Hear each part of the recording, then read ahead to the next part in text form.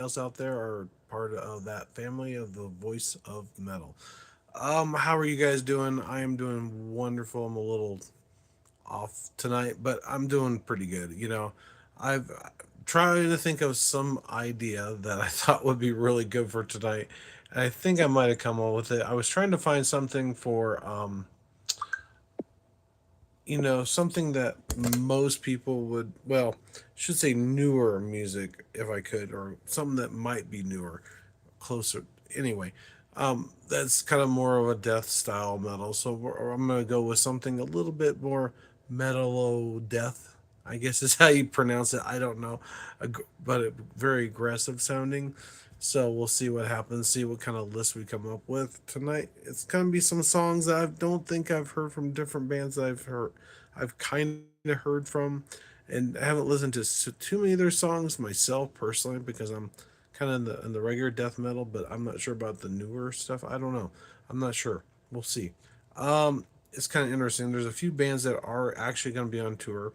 The Black Delilah Murder is going to be on tour here late 2025 to early 2026 with Dying Fetus and Spit, um, promoting Servitude.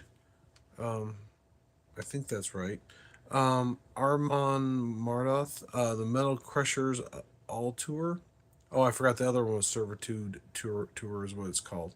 The European 2026 with Cannibal Corpse, promoting the Great Heathen Army. Orbit Culture is going to be descending into the void. That's their tour, I guess. UK and EU tour, winter 2025. That one's not quite relevant now because it's past. Insomnium, Beyond the Shadows, North American tour spring 2026 with Enslaved promoting Anno 1696. I'm not sure. I think that's the name of the band. I'm not sure about that because I've never heard the band, so I don't know. Fit for an Autopsy, the Hell We Create tour. Okay, the Hell We Create tour. That's kind of interesting. That's Australia, New Zealand, early 2026 with a Body Snatcher promoting the Step Within the Abyss new single. Okay, so that gives you kind of an idea. So these are fairly new songs and from this playlist, so you might find something interesting. Hello, how's it going? What? Get out of here. I'm going to have to report you. I'll just put on timeout for 24 hours. Anyway, whatever. What's that? Thank you very much. Well, we took care of that. Anyway, um, I'm trying to get people that are older into the newer music, like myself, maybe, or maybe somebody that doesn't know about the new music into the new music. So it's for everybody, and I don't believe anybody should be left out on that, regardless of who you are or what age you are. So, yeah. Anyway, moving on. Um, I'm not sure if there's anything that I need to mention. I know that the new album from Megadeth is out now, which I actually ordered two different albums. One of the Smoke and Ash LP, and then I also ordered the autograph signed Surprise Me version, which I think it's just a different color that they do specially for each one. And there's only like 49 of them, so we'll see. Which is still being laid up by snow back east. Hello, how's it going? Hopefully everybody's doing well back there. Um, I don't consider myself old. I'm only 50 something, so I'm kind of midway. Midway. Even then, its age is just a number, I think. But anyway, I just got reading the whole person with a wonderful old man, old but cool man. How about that? Anyway, what we're talking about? Oh, the Megadeth albums. So if you haven't got one, and I think they're still doing some special promotions. I think he's really trying to go to get as much people interested in the album as possible. So he's doing all kinds of different variations to get the juices flowing for the album. And also, it sounds like they actually made some major record breaking hits or as far as like in the charts, which is really cool because Megadeth needs that. I think after all these years that maybe they'll be pushing themselves beyond the number one band is what they in metal is what everybody can, well, you know what I mean, that's what he feels anyway. So maybe he's finally met his goal that he was hoping for the entire time his band's been in existence. But anyway, moving to newer things, we're going to start off with Gates of Horn, Majestics 2023, a perfect throwback to the 90s Gothberg sound with a modern aggressive bite. That's kind of cool. That sounds different. Majestics is the band. The Great Below is the name of the song from Orbit Culture 2023. A massive industrial tinged Melodeath that feels like a freight train hitting a wall of sound, which is cool. And that's what a lot of these are going to be, is something, that are going to be pretty heavy sounding. So if you're not in the super heavy stuff, you might not like it, but you never know. You never know. The agony for the fit for the agony fit for an autopsy is 2022, blurring the lines between deathcore and metalogic death with crushing precision. Uh, Fit for an Autopsy does do a really good job with this. I think they got some really great sounds. As far as some of the other ones on the list, we'll find out. And don't forget to like and subscribe. I appreciate it. It doesn't cost you anything to do so, and you get some interesting musical choices. And eventually, if we get enough people, and I'm hoping that'll be some leverage to get some actual metal artists to talk to. Which reminds me, if Demon King does watch some more videos, because I know they have, because they've already done it, reach out to me. I'd love to hear from you. The email is pretty much the same as the title.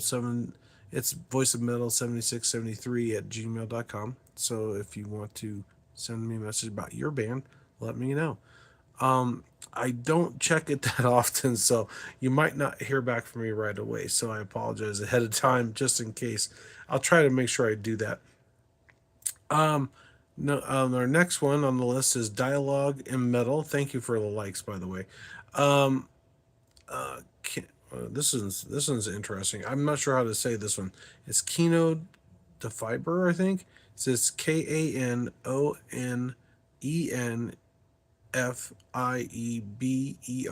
Must be maybe European, maybe. I'm thinking. I'm not sure. Intense, atmospheric, relentless, aggressive storytelling. So a dialogue in metal. That sounds really cool. Anyway, the Curse of the Autumn, Moonlight Sorcery, 2023, High Speed Shred meets Cold, Blackened Melodic Sensibility. The Shadow Minds, from Halo Effect, 2022, Legends of the Scene return with a track that defines modern melodic aggression. See, I always have a hard time with saying that word. Kerrigan, from Brymer, I think is how you say it. Brymir, just in case. 2022, an epic, symphonic, and fast enough to leave you breathless. Sound cool. Ventures of the North from Orbit Culture, a master class. Oh, that's 2023. Master class in rhythmic aggression and melodic tension. The State of Slow Decay in Flames is the band. Sorry, my nose is still. I still have runny nose. Go figure. 2023. I return to a heavier, faster roots that build the genre itself. That sounds cool. I like that. Because In Flame does a pretty good job with their stuff. I think I've heard a few of their songs. It's kind of like other bands that are on the list, as well. Ancestral Power by Enforced is 2023, while trashy, melodic hooks bring a lethal edge to the list, which is kind of really awesome. I think that'd be different. It would be nice to get a little more detail on this one, but you never know. Anyway, Abyssable. Hello, how's it going? Welcome. How's it going, everybody? I got two highs. I got another high. and a wonderful man. I like that. See, Abyssal Humanity's Last Breath, 2023. Dark, low tuned, and hauntingly med logic the most aggressive way possible. And just so you know, afterwards, I'm gonna talk to you guys. So stick around. You know, maybe you can ask questions, find out answers, find out more about what you like, what songs maybe on the list that you like too. Who knows? Pure from In Morning as 2024, progressive elements meets soaring aggressive death metal riffs. I like that. That sounds like it might be a song that I would like. Antagonist from Tribulin, I think is how you say it. Gothic undertones meets aggressive, sharp med logic bleeds. Triabulabon. I think it's Tribulattion, just in case you want to spell it to find it, to make sure I didn't screw up. Lighthouse is the actual song, and the next one is Listaman. Listaman, Listamm, is an underground gem that balances beauty and sheer vocal brutality. Cool. I like that. Starling Abyss, and this is Balcor. Balcor, I think is how you said BE, then apostrophe, whatever you want to call it. Lakor.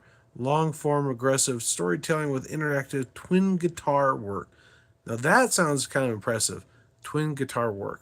So we got, I'm assuming, bass in there, drums, and then two main twin guitars playing at the same time. If that's what that means, I'm assuming that they do that, but I don't know. So it means they have what, five different members, maybe six, who knows? Be interested to find out about the band. In the Firelight, Solstice is a 2023 Josh Middleton proves again once why he's the king of modern melodic riffs. So in other words, he's got a little symphony of riffs going. Maybe, yeah, that's supposed to be dramatic and melodramatic. Who knows? In the Firelight sounds kind of good. The the Dissident. Insomnia is the name of the band. 2023 Crushing Sorrow meets the high tempo aggressive metal sections. Ooh, there you go. Enemy of My Enemy from Arch Enemy, which is definitely one of my favorites. I even got to see them live, and that reminds me, Alyssa is doing her own thing. I guess she's starting off. I'm assuming that she's the one that left the band. It sounds like, and I'm not sure if there's a reason for that, but I think there are some things going on around about, but I'm not going to speculate on that. It's hard to say. 2022 is pure, unadulterated, aggressive energy and with Alyssa's signature growls. So this is apparently, oh, this is an old, not too old, not too young. You know what I mean? It's not super new. It was like 2022, so it's within the last couple of years. So that was before she left the band. But check her stuff out, guys. She probably needs all the support she can get, especially if you're an Arch Enemy fan, like I am. I love Alyssa. She's got some great sounds, got some really great heavy vocals. But I think she's kind of steering away from the super heavy vocals, like somebody else I know. In the Violent Hour from the Butcher Babies, Carla Harvey, which that reminds me of her because of the fact that her music isn't quite, the way Alyssa's is, but it's a different sound from what she originated from her band.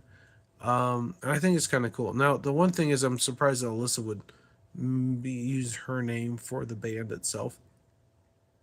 I mean, it's good to get recognition, but the thing is, the name for the band would be so you can have other people join in and be. It's more iconic, and I think partially also is good because even if you're gone, the band lives on because somebody else might take over. Taking the place of one of the other people in the band. That's how I see it. Because if Alyssa passes away, it's kind of like, yeah, it's Alyssa is no longer there, so it's one of those things. But that's my thoughts on that. But who knows? Number, oh, I forgot. I'm not gonna do that because they're all screwed up. Aftermath: The Black Delilah Murder is a triumphant and aggressive return of the king for the kings of the melodic death metal. That sounds really cool. Aftermath, 2024. Get in the Ring from Artemon Artemoth, and they were going to be on tour, as what we mentioned earlier. The ultimate modern anthem, heavy, catchy, and violently aggressive songs. That sounds really cool. I might, yeah, because Get the Ring. It kind of reminds you of the Lord of the Rings, maybe, or Magic, or something like that. Magic the Gathering, because you get powerful artifacts and so. My son was trying to get me into that, which I should get him on here because I think I'd probably get more viewers, if I have him on here. But he's always so busy with his magic and stuff like that, he might not actually be able to show up on the channel. But you never know, because that'd be kind of cool having somebody that loves metal and he's kind of into the real death heavy metal now. It's funny how he's evolved. I don't know if any of you guys have evolved in your musical tastes over the years. I know I have because I went from like kind of wishy-washy 80s kind of pop music to Metallica to Sepultura to, you know, I'm trying to think. Some of the bands that were in the Tattoo the Earth World Tour, I had bought. Actually, yeah, that reminds me. When I was at the Metallica Summer Sanitarium Tour, there was a guy passing out flyers, and me and my friend didn't believe that all these bands would be all in one place. Well, guess what? They were, because it was the Tattoo the Earth World Tour thing, and we just kind of blew it off a little bit. So I wish we would have been paying a little bit more attention because they were trying to promote the bands that were up and coming with Slipknot and a bunch of other bands that were there. I forgot who else is playing in that. Motionless and no, that was before, that was a long time. I can't remember the band's names, but anyway, they had some. Oh, Hatebreed was one. I think that was one that I kind of knew, but I didn't know that well. And have all these different bands in there is one of those things you didn't see that many things like that, except for Woodstock maybe at the most. Which I don't know if how many, if there might have been some other ones doing that at the time. Who knows? But yeah, we just didn't quite believe that there would be that many, especially those. And the price was actually for, well, I think they had the price on there back in the, that was like before they had digital tickets and stuff. You had to actually physically buy the tickets. Because I know I got my tickets for the one concert that I went to through the mail and on their website, which was a long time ago, and signing up for their So What membership back in the day, the Metallica Club anyway, because they would give you a magazine called So What magazine. So, which I think I still have some of those, and I also have some of the original shirts from that, which is kind of cool. They had quite a few different designs. They had the guys on like a Mount Rushmore design. It was kind of cool. And I'm trying to think what the other one had like a paint can of some sorts, and it has their logo on the back, and it was kind of covering the earth with something. I don't know what it was, but it's kind of cool. Yeah, maybe they're doing the whole cover the earth world tour. I don't know. Well, anyway, um, yeah, and the concerts there were really awesome because we got to meet System of a Down for the very first time. We hadn't heard of them. They were fairly. I don't think they had been out for very long. It's back in 2000. I think they started right around 99, 98, from what I remember, but I'm not 100% positive of that. And yeah, it was like, okay, let's see what these guys have got. And my friend and me looked at each other after the first song. I was like, these guys are really good. So we get really got into it and this, that, and the other. I'm trying to remember. I know Kid Rock was there, Power Man 5000, which was not as good as I hoped, but he redeemed himself years later. I will say this much: after my son got older, and I started going back to going to concerts. Yeah, the Power Man 5000 sounded a lot better later on in a smaller venue than he did in Mile High Stadium. Go figure.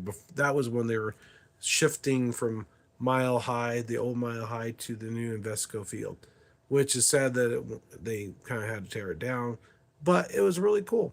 And it was no fun for the parking because they were trying to do both at the same time and still have all these people park in the parking lot, which was insane. It was cool, but it was kind of awesome because I think we got to see the Rolling Stones years later. So that was my first concert after. I haven't even watched a football game there yet, so it'd be kind of cool to see that. Which reminds me, this coming Wednesday, I'm going to be going to the Avalanche game for the very first time. So it's going to be awesome in Colorado. So we'll see. I think it's against the Sharks. I'm not sure what state or state it's from, but anyway. Um, any questions out there? I don't want to talk about myself all that much, but I got some highs. That was about it. And I got two people watching. So if you want to say something, go ahead. Anyway, or tell me about your bands or bands that you like, I should say. That would be awesome. I probably will end it fairly soon because it's pretty close to 15. Usually, sometimes I go a little over because people are more chatty some nights than others. So we'll see. And some of the people that usually come out here all the time, which I kind of miss having those people. So if they're, I guess they might be busy. Who knows? Or maybe some new people that are kind of like that too. It's hard saying. Um, I'm trying to think of anything else.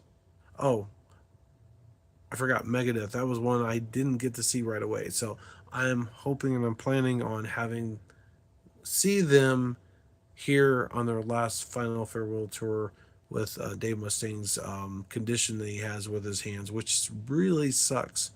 I'm hoping that when he does finish his tour, I wish him all the best with that because that doesn't sound like a type of thing that many people. I don't know.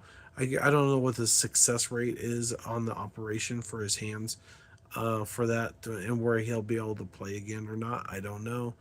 I mean, if you buy one of the albums now, it might be worth quite a bit of money later on. I don't know. We'll see. Especially the autographed ones. With Dave's. Yeah, who knows? I don't even know if he can sign it. We'll be able to sign his name if it gets screwed up even more. Hopefully not, because that would suck. That would really suck, especially Dave playing guitar, and he could still sing. It's just we won't be able to play the guitar in the band, which kind of blows. I don't think the dynamic would be the same as it would before, if you know what I mean. Um, yeah, that's my thoughts on that. I don't know how it's going to go or will go. We'll just all have to wait and see. I know that's the reason why he's waiting on putting the surgery off until afterwards, which I can totally understand him doing that, and he can get one last hurrah, so to speak, for the band and his band, which I think he's hitting it hard and fast, and he's accomplished quite a bit this on this album, and it's really good. I mean, I really like it. The movie was decent. It wasn't like phenomenal. I mean, parts that were kind of slow. I guess it wasn't as exciting as what I had hoped it to be because, most of the concerts he does a pretty good job performing. I will say that much. So who knows? So thanks for watching. Take care. Don't forget to headbang, like, and subscribe to the channel. I will see you next week. Yeah, next week, and hopefully we'll have something really special for you. And maybe who knows? Maybe we'll have an actual interview. I don't know. We'll see. Thanks for liking and subscribing, and we're getting so close to the 500. We might hit it tonight. I know. I thought we were like 3 or 4 away. So if you haven't done so far, do so because you could be one of the first 500 people of the channel. And when it grows, you'll be say, yeah, I was there when it started. So thanks for helping out. I appreciate it. Take care. You have a good night.